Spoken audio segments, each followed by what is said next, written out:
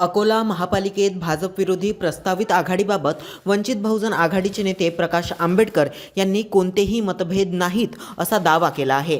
आंबेडकर म्हणाले की भाजप विरोधी आघाडीचा पुढील 5 वर्षाचा रोडमॅपही निश्चित करण्यात आला आहे। तसंच भविष्यात काही मतभेद निर्माण झालेच तर ते चर्चेतून सोडवले जातील असंही त्यांनी स्पष्ट केलं।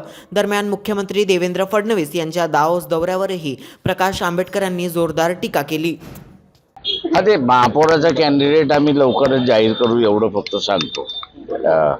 त्याच्यामुळे असं आमच्यामध्ये मतभेद नाही, एवढंच फक्त हे करेल।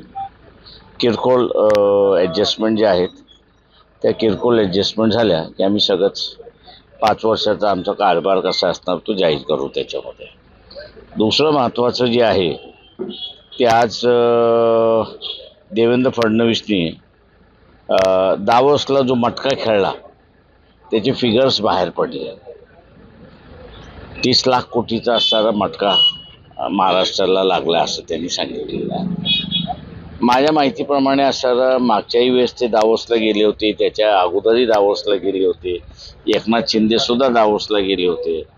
त्याच्यामुळे या सगळ्यांनी असणारा 1 लाख कोटीच्या वरती असणारा मटका लागला महाराष्ट्राला असं सांगितलेलं आहे। आम्ही फक्त असणारा देवेंद्र फडणवीस यांना विनंती करतोय की या मटक्याची अमाऊंट जी आलेली आहे आपण सांगितलेली आहे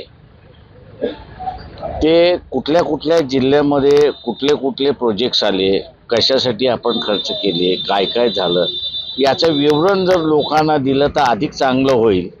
म्हणजे खरंच देवेंद्र फडणवीसना मटका लागला का हा निर्णय आपण डिसाईड करता येईल लोकांना।